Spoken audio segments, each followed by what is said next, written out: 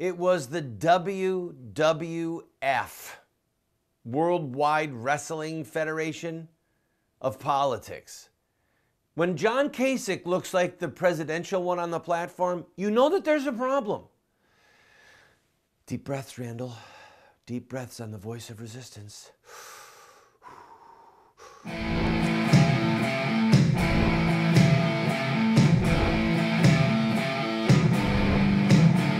Those who forsake the law praise the wicked. Those who uphold the law resist them. Welcome to the Voice of Resistance. Here's your host, Randall Terry. It was so bad.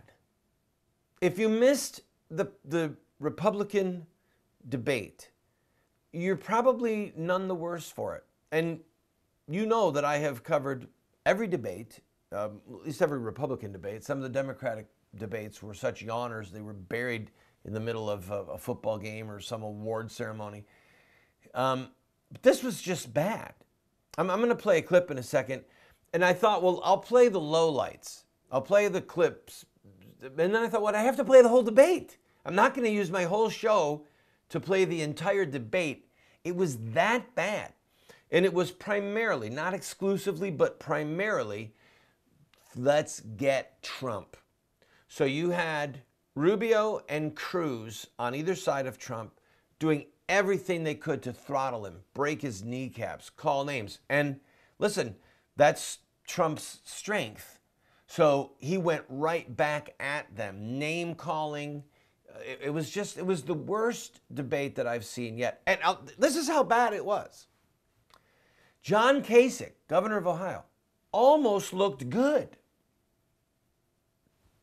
That's how bad it was. I am no fan of Kasich. By the way, I'm gonna do one other thing here. You have to know that I have not endorsed anybody, and nor will I. I will tell you this: if one of the four people on that platform last night, Kasich, Cruz, Rubio, or Trump, if one of them is the Republican nominee, then I am going to say, you know, vote for that person against Hillary. At least that's my intention right now, unless something comes out that we don't know about. If Romney were to get the nomination, what do you mean? Romney's not even running.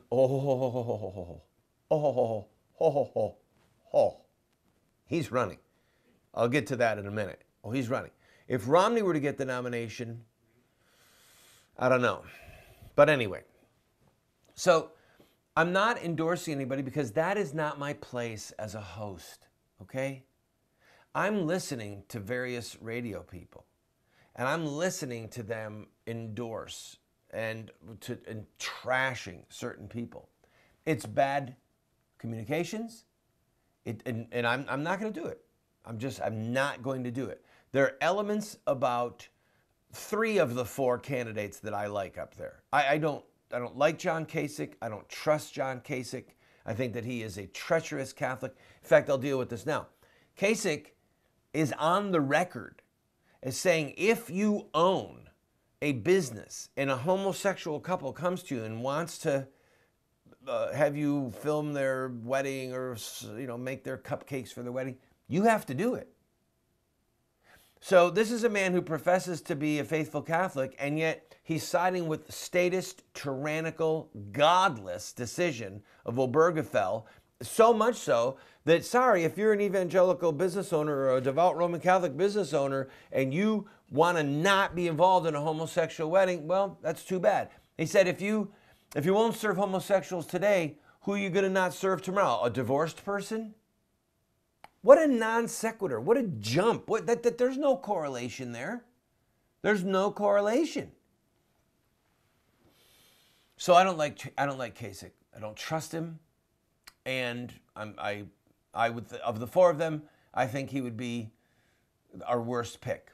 Maybe he'll be the nominee, and I'll explain how we'll get there. Can we play that clip still? All right, let's just get the mudfest behind us. So anyway, I'm not endorsing a candidate. There are things about Cruz that I really like. There are things about Trump that I like. There's a little bit about Rubio that I like, but for me, he's tanking really fast, and I'll explain why. But first, let's just get this purging over with and let you see one little clip. And by the way, this isn't even the worst of it. all right? But this is a montage of the at-the-throat mudslinging. They're standing in an average of the 5 most recent national polls as recognized by Fox News and conducted and released by March 1st. Here they are. He was a failed candidate. He should have beaten President Obama very easy. He failed miserably, and it was an embarrassment to everybody, including the Republican Party. He went away. It looked like he went away on a vacation the last month. He's done well in these elections. There's no doubt about it. I do not want you to be our nominee. And the reason why is because this little guy has lied so much about my record. there we go, the person. You asked him about the economy, and the first thing he does is launch an attack about some little guy thing, because he doesn't have answers. And he's asking us to make him the president of the United States of America. Our campaign is the only campaign that over and over again has beaten Donald Trump to date, and it's why we're the one campaign that going forward can and will beat Donald Trump in this election. Just for the record, I've won 10. He's won 3 or 4. Last week, in fact, on Tuesday, I was 500,000 votes higher than him. I was 1 million votes higher than Marco. 1 million votes. That's a lot of votes.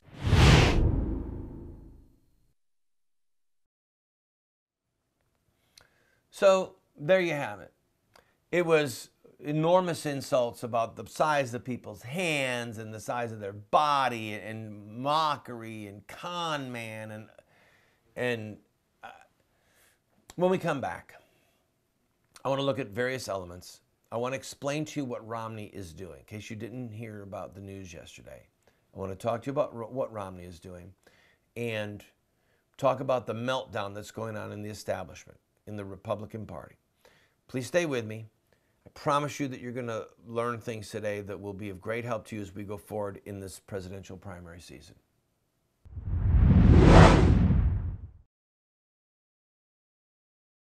How would you like your name or the name of somebody that you love to be listed as a producer of our upcoming series, What Would Mohammed Do? If you are in a position to give a $1,000 gift, we have to buy some computer gear and some 4K monitors that cost about $12,000. One computer and 2 monitors, $12,000, because they're broadcast quality. This is not a Hewlett-Packard laptop, okay? If you can be one of those 12 people who give $1,000 or more, we will list you as a producer in the series, What Would Mohammed Do? Or if you want to do it in memory of a loved one, we will do that as well. Please, go to the GoFundMe site you see, watch the pilot, and if you say, I want to be a part of that, give a $1,000 gift, and we will put you or the person you choose as a producer of this TV series. I thank you in advance. God bless you.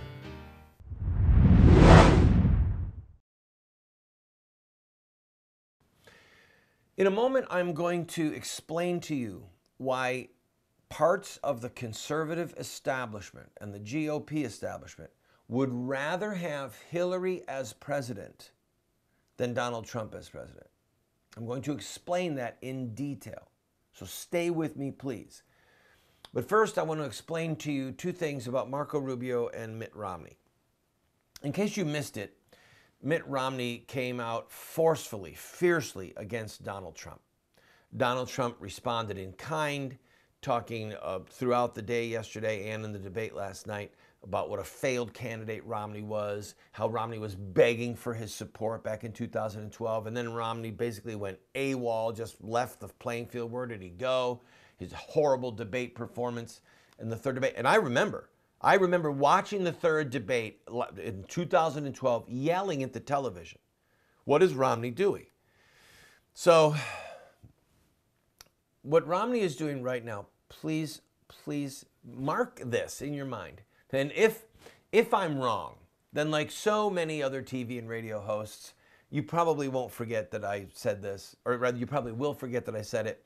But if I'm right, ooh, boy, what a prognosticator.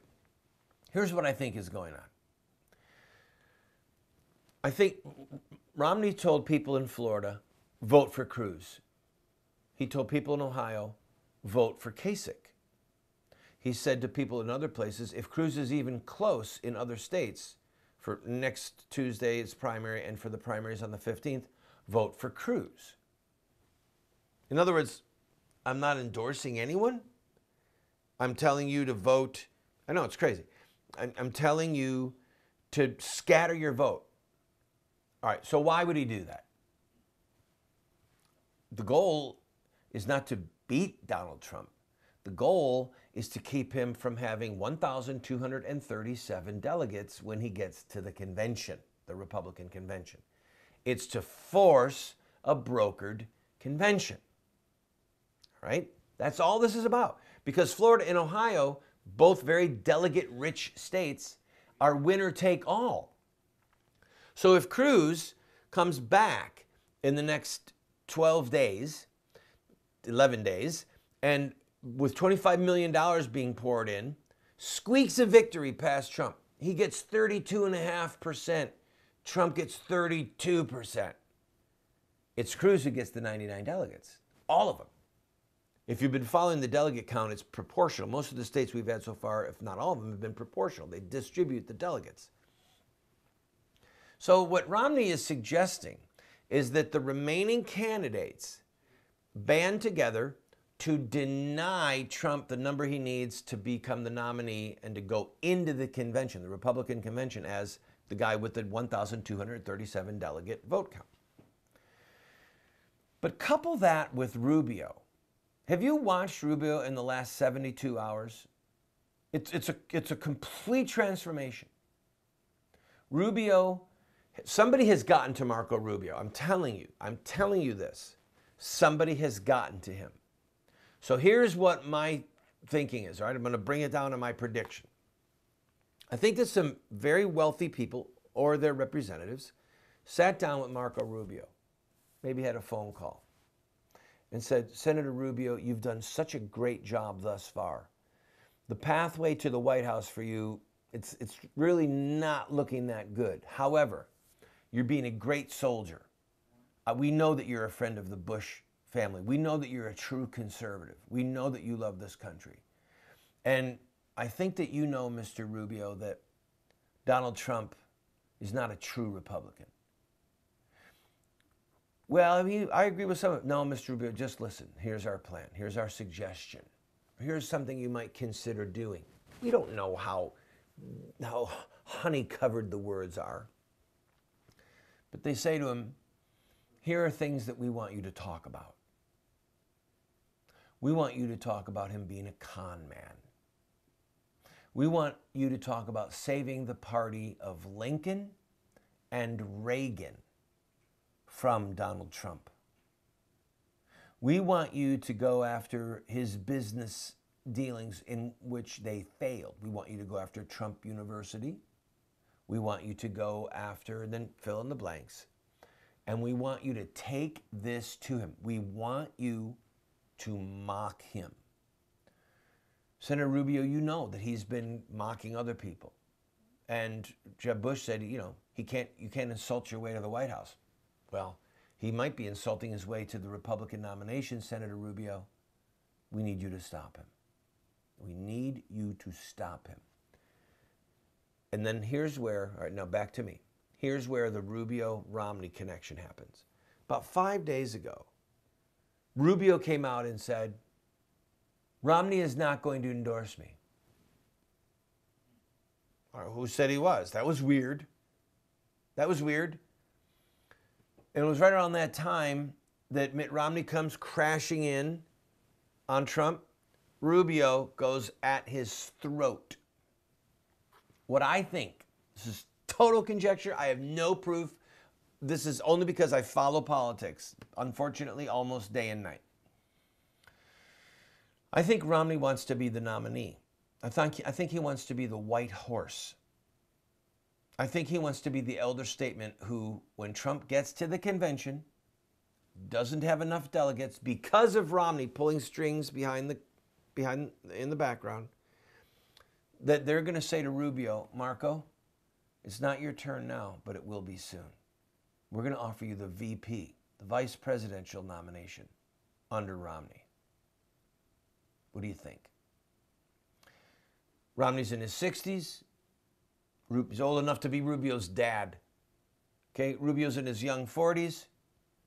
Rubio has no leverage. He's a one-term senator who's about to lose his job. He's not going to run for re-election. He's going to be in the wilderness. He's going to go get a job somewhere, all right? Maybe a rainmaker, a lobbyist or something. But Romney could be just waiting in the wings saying, let's just keep Trump from getting it. And then Cruz is a wacko. He's an outsider. He's as crazy as Trump, maybe crazier. Romney hates what Cruz stands for. You need to know that, okay? So we've got Trump and Cruz as the anti-establishment insurgent candidates. Marco Rubio, the establishment candidate, but too young and hasn't earned the credibility and the credit, the horsepower to be the guy who says, I should be the nominee.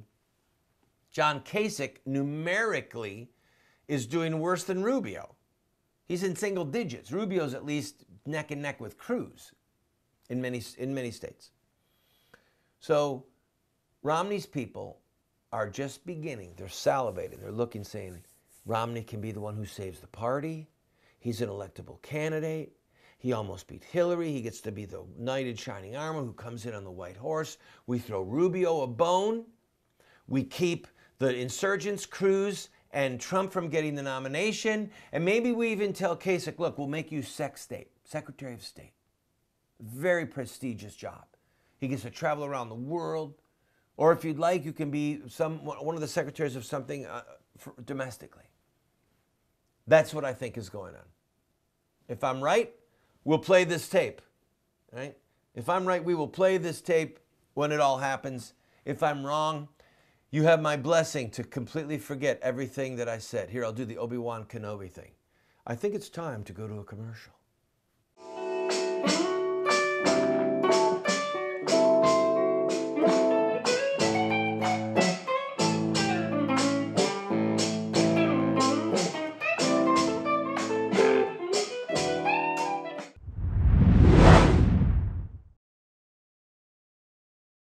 Supreme Court Justice Clarence Thomas referred to John Locke twice in his dissent in the Obergefell decision. John Locke is referred to as the philosopher of American liberty. He was a genius, and he not only believed in natural law, but he believed in revealed law, the Word of God, the law of God. And he is one of the two most influential philosophers on the founders of this republic. We are offering you this book, and I'm going to give you my book as well, The Sword. The Sword, the subtitle is The Blessing of Righteous Government and the Overthrow of Tyrants. It looks at what is the legitimate purpose of government and when is it our right to overthrow government like they did with the Declaration of Independence. We will send you these two books if you simply pay for the shipping and handling, $8, and then give whatever else you want. And by the way, the $8 doesn't cover our cost, but if that's all you can afford, we'll send them to you for the $8. God bless you.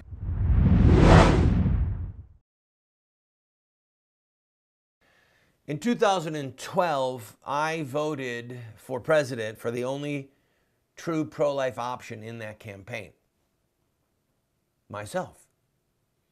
Some of you remember that I was running for president in several states just to make a point to show ads of aborted babies to prick the conscience of the nation. And I was on the ballot in West Virginia where I lived at the time, took my boys into the voting booth and voted for myself. I didn't win, in case you didn't remember that.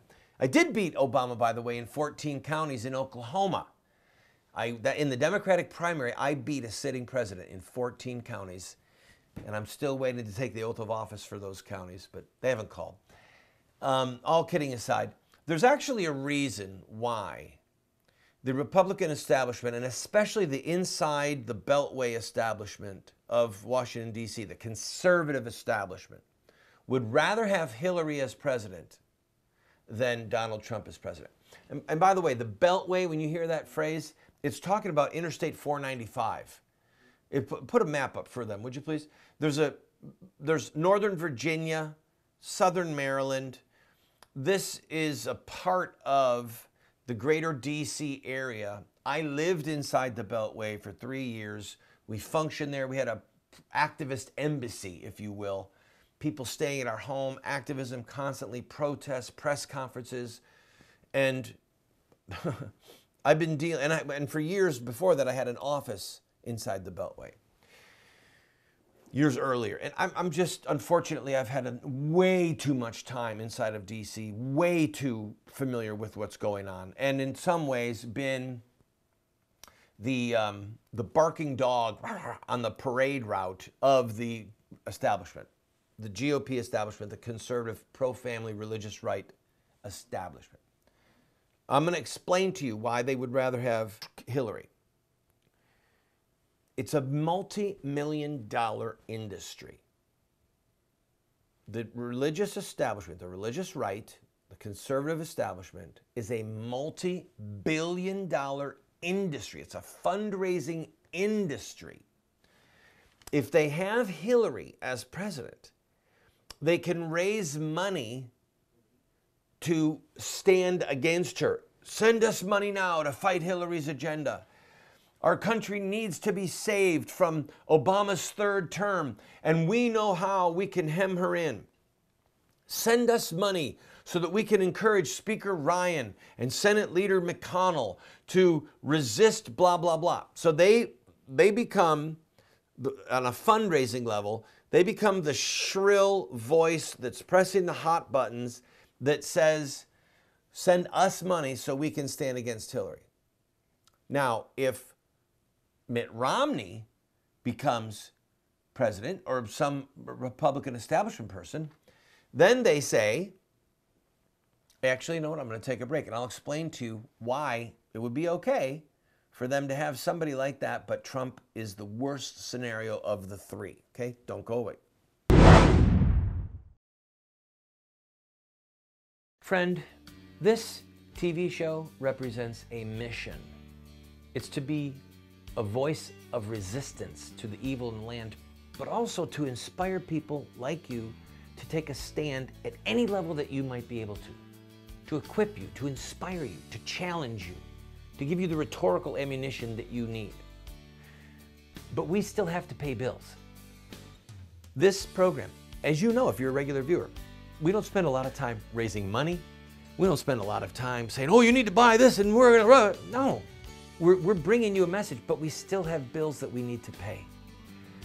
I'm asking you, if you have been blessed by this show, to please go to our website or send a check to the address you see on the screen or call the phone number that you see on the screen and use your credit card and to give $50 or $100 or $500 just to help us meet our normal expenses. And we'll keep bringing you this hard-hitting show.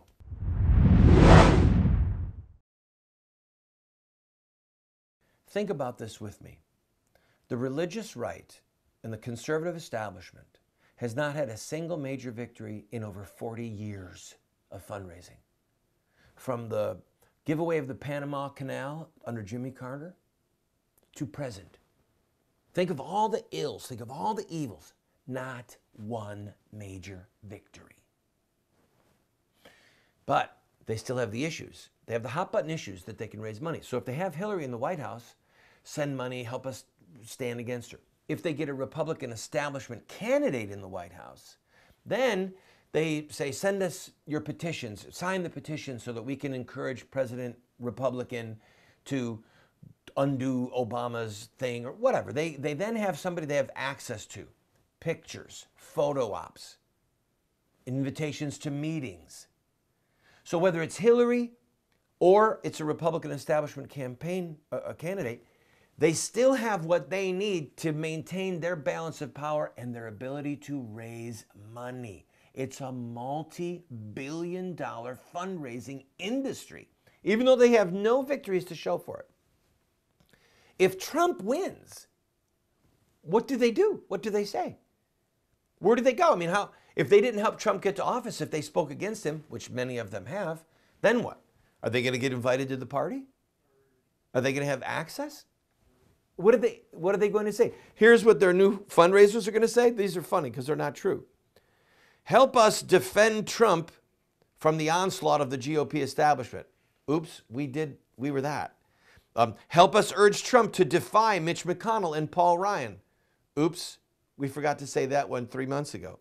How about this? Help us protect Mitch McConnell and Paul Ryan from Trump. Where do they go if Trump is elected? They're in the wilderness. That's why they would rather have Hillary, because it maintains the balance of power that they want, and it allows them to keep raising money.